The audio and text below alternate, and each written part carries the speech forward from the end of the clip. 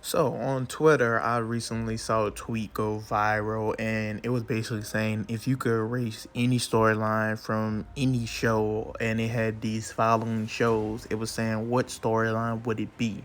And we all love our favorite shows and the ins and outs, but we have to admit that some storylines just wasn't it, and we wish they would change or that they just didn't happen in general.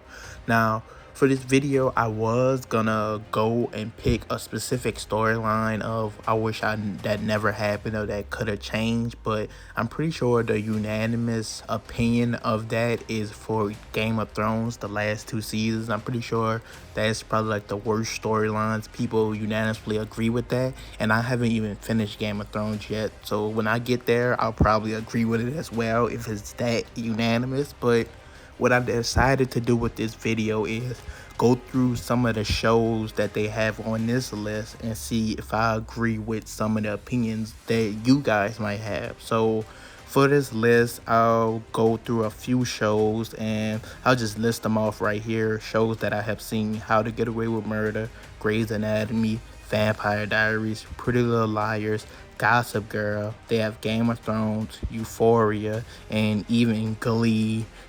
So, and the original. So probably like 3 4 for this video. I'm going to go through some of the storylines that people have, and I'm not going to dive too deep into each one because I might make a separate video on each of these shows in the future. If you want that, be sure to let me know down in the comments below. But let's dive into some of the worst storylines in our favorite shows in TV show history. Let's get into it. Been right in. I want to start off with How to Get Away with Murder, and going through all these tweets, I think it's easily, I can see that the worst storyline for this show was killing off Wes. Now, once Wes died, the whole dynamic of the show changed. It never felt the same. Of course, Annalise was the main character, but it felt like a 1A, 1B. He felt like just as important to the show as Annalise. And then once he died, even all the characters surrounding the show changed. Annalise changed. Laurel, her whole personality Lauren, her whole personality became about Wes dying, and it wasn't even together that long. I don't know. Everything pretty much just went to shit when Wes died, and I'm pretty sure that's unanimous for the show, the worst storyline. And it might be up there with the Frank storyline, Frank being her dead husband's son. That was, I don't know. Once West died, let's just say the whole storyline for that show got convoluted. And I watched How to Get Away with Murder twice, and looking back at it, once West did die, it definitely shifted the way I looked at the show and how I was viewing it. So easily for How to Get Away with Murder, I would have to say it has to be Wes's death. And then him dying, that led to a whole storyline with Laurel and her family. That storyline led to all that in the hospital scenes and all that. That was just too much. But once again, like I said, it is up there with the Frank storyline. I have to say they pretty close. But then there was another storyline. Ain't Bonnie was in love with Annalise or something? I don't know. That, just know when Wes died, everything went to shit in that show. Didn't he die in season 2? I don't know. I didn't watch this show in so long, but the storylines just got worse and worse after Wes died.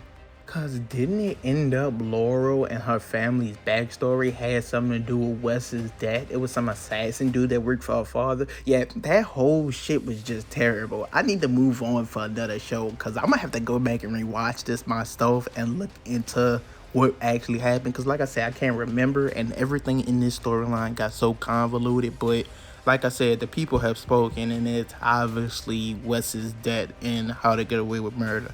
Next up on this list, we have Grey's Anatomy. And yes, me, I watched, of course, nigga, I watched Grey's Anatomy. I watched let me say this. I watched up to like season 16. This show should have been over. And going through this list of quote tweets, people pretty much are saying the deaths. And if you haven't watched Grey's Anatomy, you're probably never going to watch it. It's up to like 19 seasons. So if you're not going to watch it, skip it and go to the next show. Spoilers coming right now. But people are saying George is dead.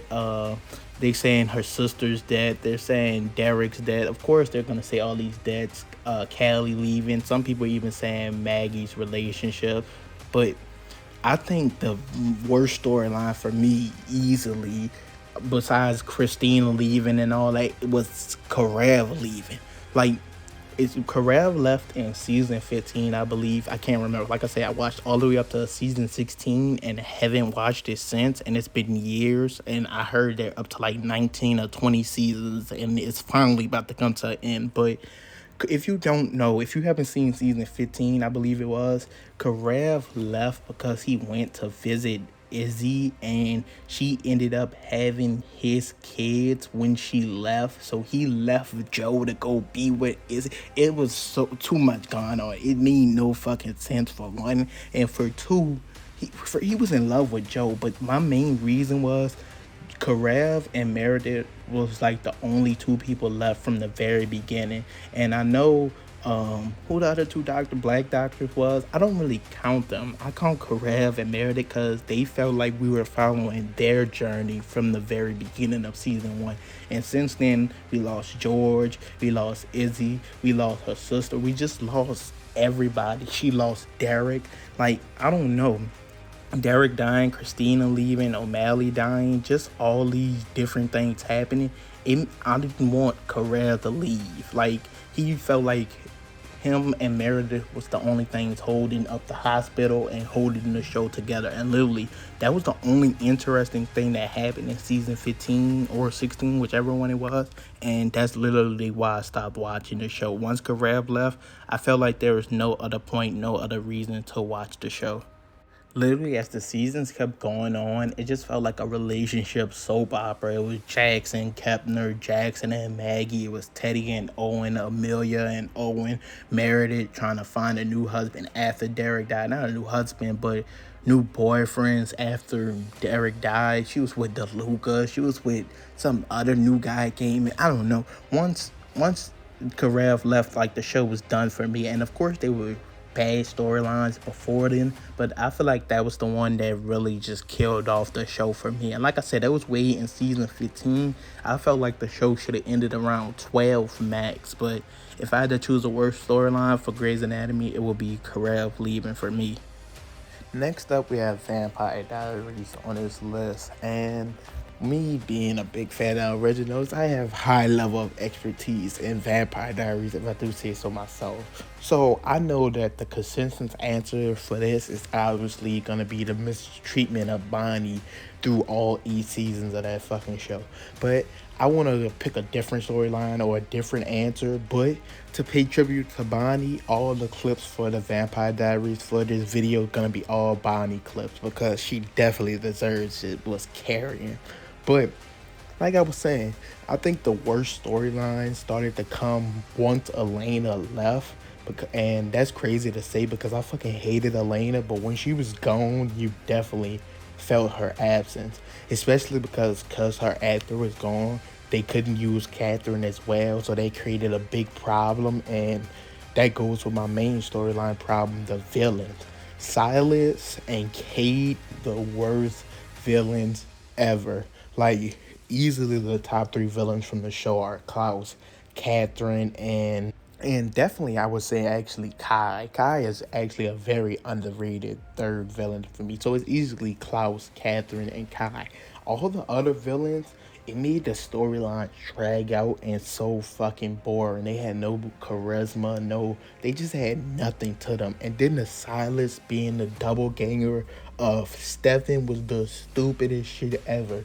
And really, Kai, of course, Klaus first, my favorite character all the time, but Kai probably my favorite villain from the show because he was in the world that Bonnie and Damon was trapped in, and Bonnie and Damon got the best relationship throughout the whole show, the biggest ups and downs, biggest turns of event, the love for each other they have at the end, they're really best friends. So Kai is my favorite villain just for that we got. I believe that was season 5, Damon and Bonnie was trapped together, but after season 5, the show 6 through 8 was just so fucking terrible with Silas, Cade. I don't even know who else was there. Silas might have been before Kai. Look, I can't even remember. All I know is their storylines got worse and worse once Elena left because they couldn't use Catherine. They're fighting Silas and Cade the devil. yeah, I don't know. That shit completely went down the drain, and I had moved way on to the originals by then. Also, I want to add one little small one that we're not going to dive into, but Caroline and Klaus not ended up together at the end. Just another L the shows took, but moving on. Bro, they have so many shows on this list that we might even have to do a part two. So put down in the comments other shows and what you think their worst storylines were or worst things they did in those shows. And also leave a like, comment, subscribe if you want me to do a part two. But for the next show we're gonna do is Gossip Girl. And I have I don't know, this may be a hot take, but and I didn't even finish the show. I just know how it's gonna go. I'm literally on season 5, halfway through, and Dan and Blair just got together. Dan and Blair should have been the final couple. They should have ended up together. Not Dan and Serena, and not Chuck and Blair. I know they were said no's to relationships up literally from the first season, so they wanted them to end it off together, so to make the fan bases happy. But no, it easily should have been Dan and Blair who ended up together. First of all, Serena is one of the worst main characters ever. That's another hot take, probably. Literally, she's up there with Elena Gilbert for me as one of the worst main characters. Every storyline that Serena was in throughout the entirety of the whole show was relationship storylines. Whether it was with Dan, whether it was with Nate, whether it was with Carter Blazin, whether it was with her school teacher when she was in high school at the boarding school, whether it was with her college professor, whether it was with Nate's cousin Trip that was a governor. Literally, all her relationships, all her storylines were centered around relationships, and everybody else had real life going on. Dan wanting to be an author, Chuck buying the hotel, trying to get from under his father's shadow, create his own path. Blair blazing the road, trying to get ahead in life. Nate trying to get from under his grandfather. They all had passions and roles, and Serena literally every storyline was a relationship storyline. And then somehow the only good guy she ever had was Dan. She did not deserve to end up with Dan. It should have been Dan and Blair. Like I was considering making a whole video on Serena called the evisceration of Serena Vanderwoodson. That's how mad I was watching that show, realizing she has no other storylines, like nothing going on. And Dan and Blair, if they ended up together, would have easily been the best enemies to lovers relationship in any TV show ever. Literally, that's the only relationship I felt like they actually took the time to build from beginning, middle, and end. And unfortunately, they didn't end up together, but that's my whole tidbit on that. I know that might be a hot take, but let's jump into the last and final show. And the last show we're gonna do, and once again, leave a like, comment, subscribe, and put in the comments other shows and storylines, and we'll definitely make a part 2 to this. But the last show we're gonna do is Pretty Little Liars. Now, there's so many things I could pick out from any season, any episode that would be so mind-boggling of why they did this, why it made no fucking sense. But easily the worst storyline is Spencer Hastings' twin in the last season. What the fuck?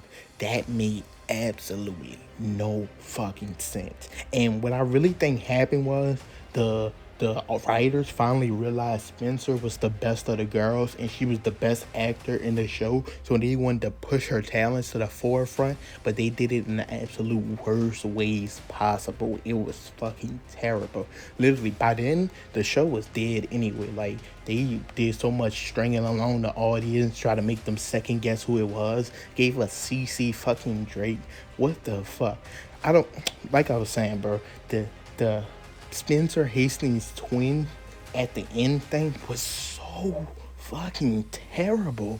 Literally, anytime I go back and rewatch Pretty Little Liars, even with all the other nuanced stuff that bother me, I can't even bear watch the last season, like, at all.